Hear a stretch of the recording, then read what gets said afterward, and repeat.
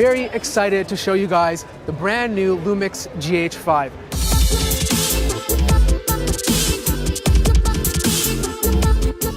This camera has all the latest specs with 422 coloring, it's 10-bit, it has 2 SD card slots so you can have continuous recording, and it shoots at 60 frames per second in 4K. But you know what?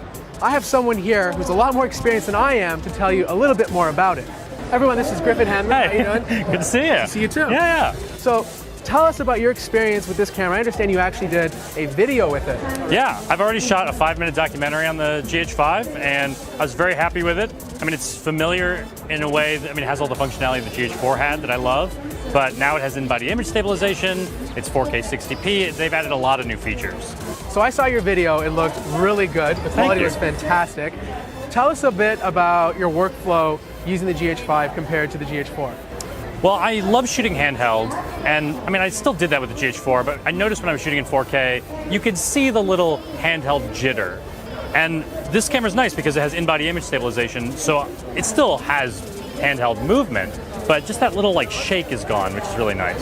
And low light, how does it perform in low light? Because the GH4, it was good in low light, but everybody always wants better low light. How does it compare to that? It's great. I was shooting up at 1600 ISO, not getting too much noise, and I was actually shooting this whole thing at half the shutter speed that I normally would. I was dealing with half as much light to shoot in 60p, but it performed wonderfully. That's amazing.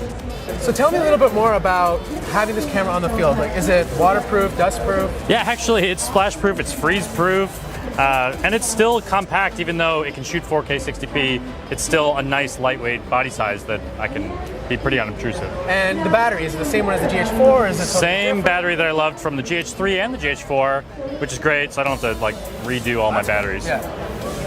And is it bigger than the GH4? It's a tiny bit taller. It's a little bit heavier. I actually figured out it's about 2 batteries heavier. Wow. But I carried this thing around handheld. I shoot a lot of handheld for about a week and a half, and it didn't, I didn't feel like it was much heavier. And I heard there's actually a 6K sensor inside. Yeah, it's actually a bigger sensor or more pixels than before, so it can shoot 6K photos.